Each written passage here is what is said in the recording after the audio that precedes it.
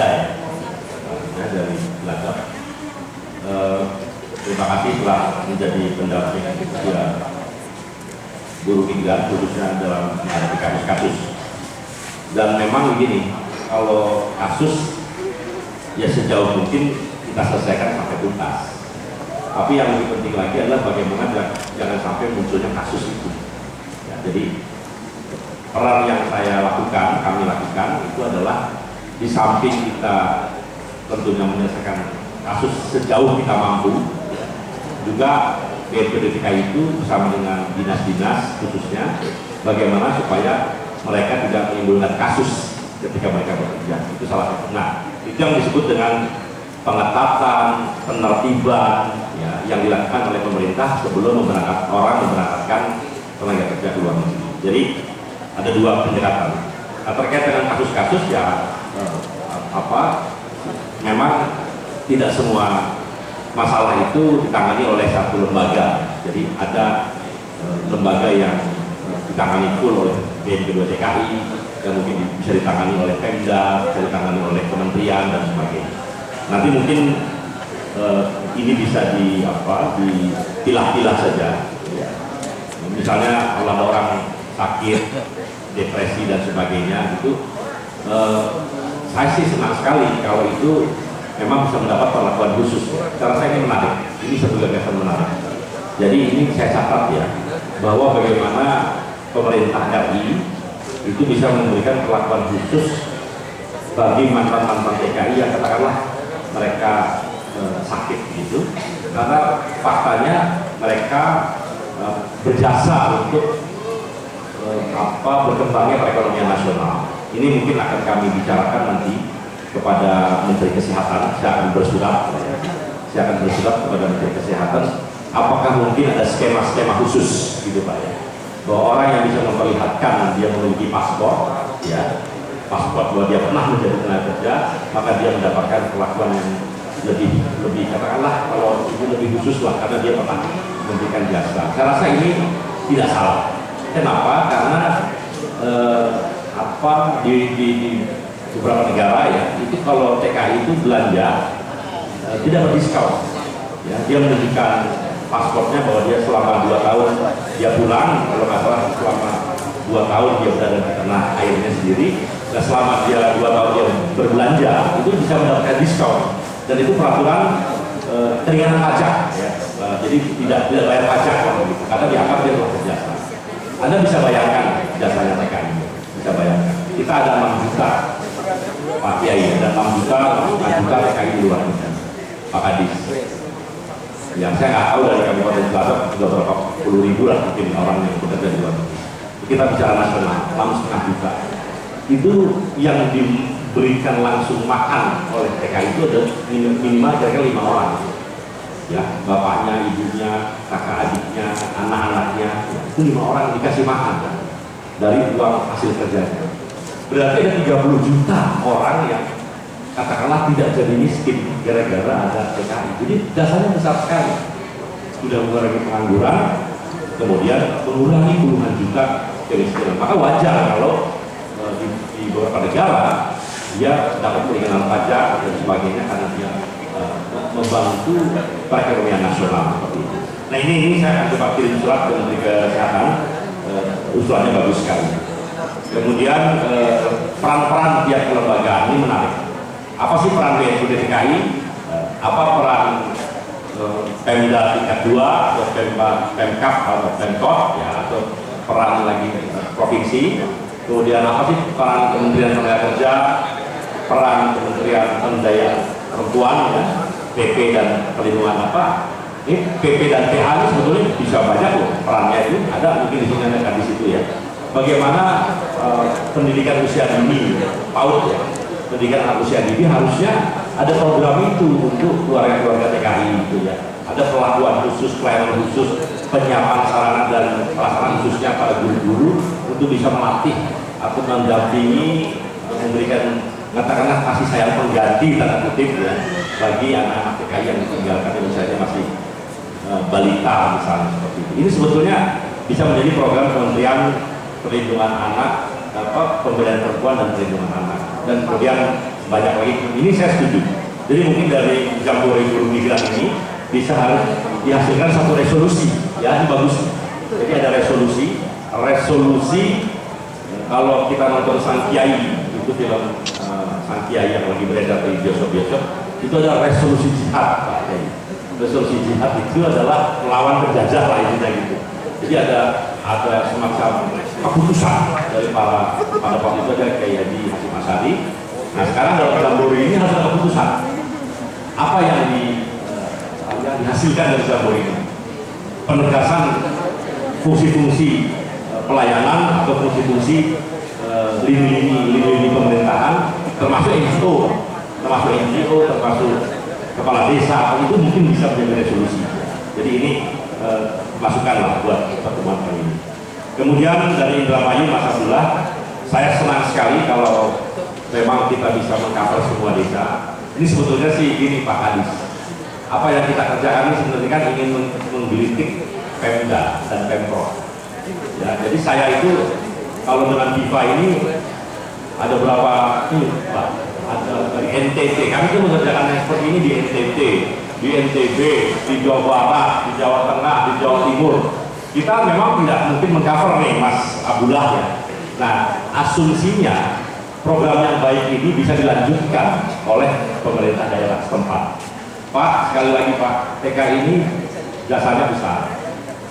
Sekarang kalau mereka pulang dan kemudian kita bisa melatih mereka untuk lebih berdaya, maka akan menghidupkan terus kabupaten ini. Jadi bagaimana pemerintah daerah bisa melanjutkan atau bisa bekerjasama dengan berbagai pihak juga untuk mengcover mungkin kalau sekarang 10% desa, ya mungkin 20%, 30% dan selanjutnya.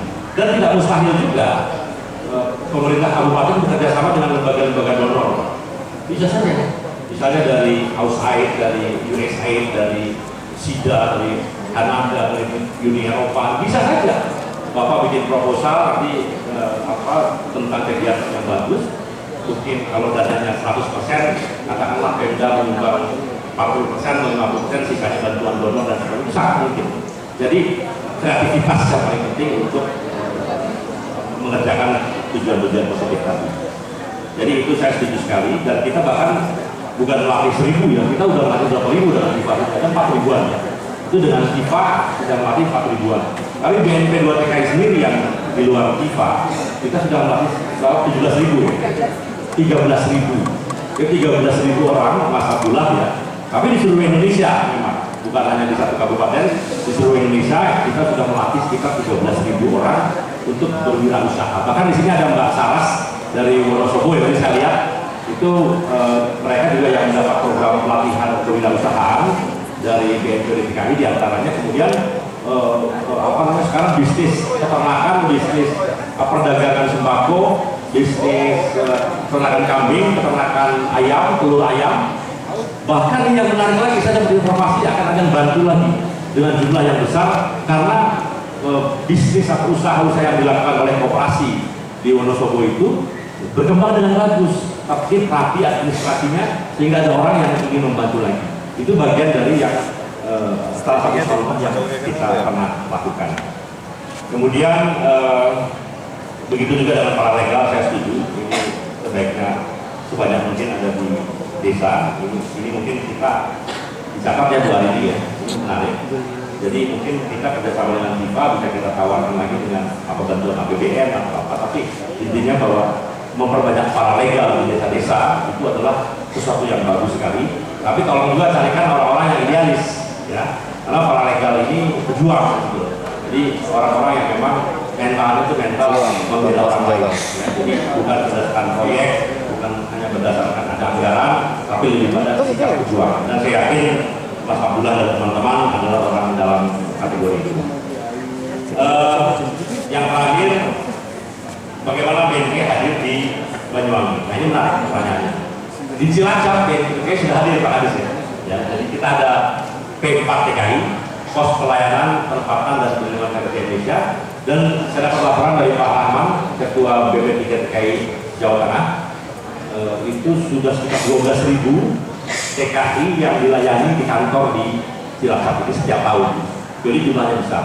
Nah mungkin di Banyuwangi saya mendengar juga jumlahnya cukup besar. Saya akan segera tolong dicatat 2 ini, tolong dicatat bagaimana membuat semacam pos ini, tapi di sekitar Banyuwangi lah. Kalau nggak di Banyuwangi mungkin melayani beberapa kabupaten, tapi intinya mendekatkan pelayanan kepada masyarakat yang ada di Banyuwangi dan sekitar. Saya setuju.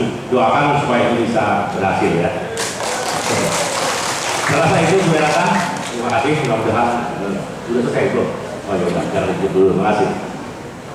Terima kasih Pak Jumhur. Saya mau mengundang Mas Rahim Sitorus. Sedang mencoba dengan teman-teman Invest dan juga teman-teman paralegal untuk melakukan uji coba KIP, keterbukaan informasi publik, untuk mendapatkan KPKLN. Nah, saya minta Pak Rahim bisa bukan presentasi ya, tapi mungkin sedikit, tidak lebih dari 5 menit untuk bercerita hasilnya seperti apa, lalu rekomendasi dari hasil uji coba ini untuk perbaikan ke depan. Silakan Pak Rahim. Terima kasih ya. Assalamualaikum warahmatullahi wabarakatuh. Perkenalkan, nama saya Abdul Rahim Sitorus, paralegal Pak Gubernur dari LBH juga, sekaligus koordinator jejaring dari Pusat Sumber Daya Buruh Migran. Saya pada kali ini karena diberi waktu dari 5 menit ingin menyampaikan suara kawan-kawan PKI lah Pak, kawan-kawan buruh migran terutama dari Hong Kong, Taiwan, Singapura, ada Korea Selatan, Arab, bahkan ada Belanda segala macam Pak. Pada prinsipnya mereka mengeluhkan ketika ada kewajiban pemaksaan oleh undang-undang untuk membuat KPKLN. Di sini saya dari PSDM nanti akan memberikan oleh-oleh supaya Pak Gubernur bisa baca 10 kisah TKI dan KPKLN. Ini rekam jejak advokasi kebijakan KPKLN. Ini di dokumentasi tim advokasi anti perdagangan PKI.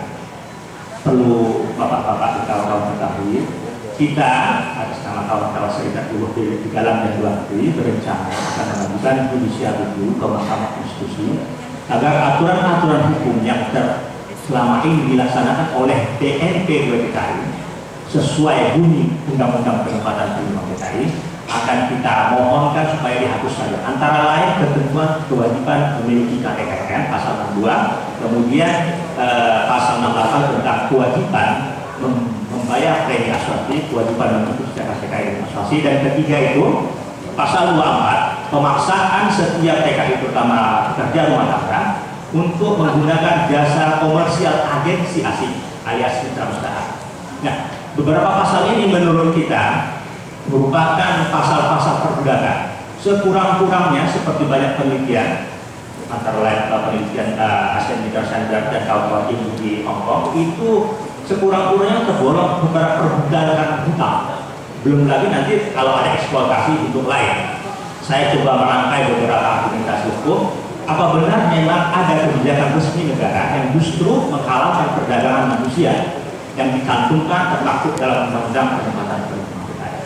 Saya beranjak dari survei IOM yang terakhir kalau sampai 2010. Konon kabarnya ada 60% korban trafficking adalah DNI atau buruh migran yang melalui prosedur resmi legal yang mempunyai semacam KPKLN dan membayar asuransi. Ini sebenarnya kelihatan kawan-kawan, saya mohon Pak Gubernur bisa menerima oleh-oleh dari kita kebetulan. Jadi sebagai pelaksana tentunya ada kepentingan kewajiban BNP untuk merumuskan kebijakan yang lebih baik.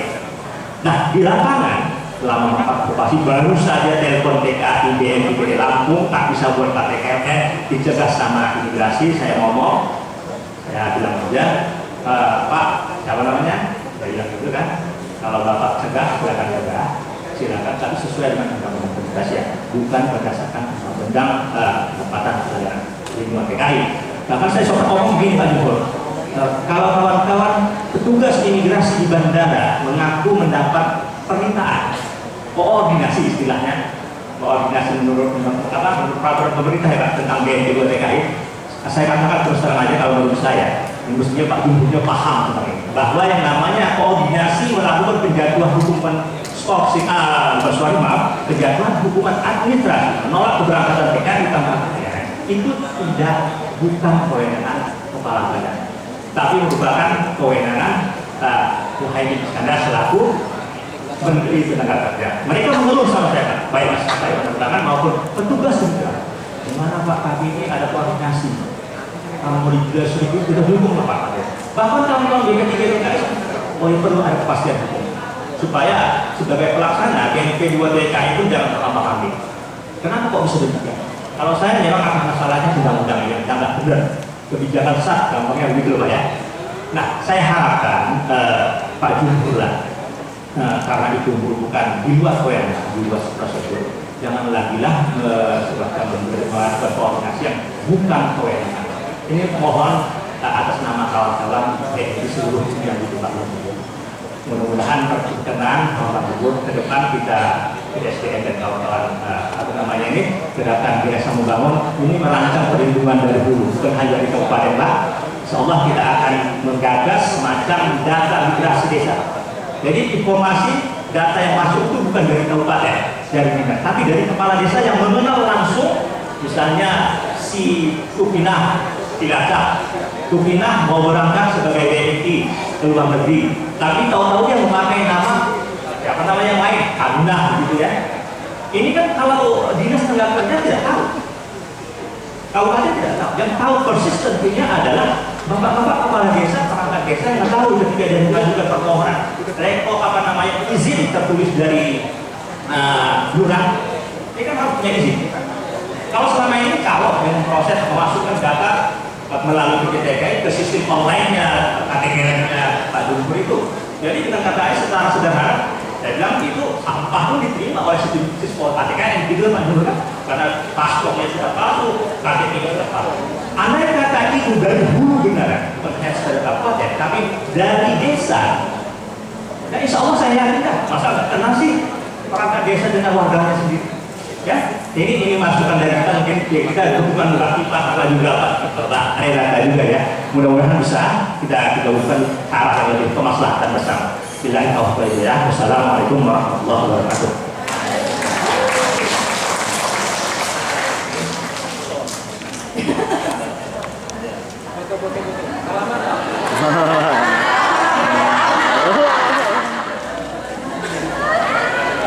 Terima kasih. Oke, untuk data migrasi, teman-teman CBO saat ini ada di 90 desa sudah melakukan juga. Saya kira hampir sudah 50% sudah melakukan ya. Teman-teman Cilacap, sudah berapa desa sekarang? Sudah 30 desa sudah melakukan semuanya. Jadi nanti di akhir program bulan September kita akan lakukan sinkronisasi dengan Pak Kadis dengan juga BP3 untuk melihat sebenarnya seberapa jauh gap informasinya. Nah, saya sudah diberi catatan oleh protokoler, saya minta 15 menit lagi boleh ya? Supaya itu gitu, bagaimana Pak? Buat 15 menit lagi ya? Oke, Mbak Erna, Mbak Ibu siapa? Bu Ras. Saras. Oke, saya minta Mbak Erna, Bu Saras, dan ada Ibu Sarwiyah untuk bisa kalau Bu Sarwiyah bisa cerita tentang persoalan wirausaha yang ditangani saat ini. Silakan, Bu Sarwiyah dulu.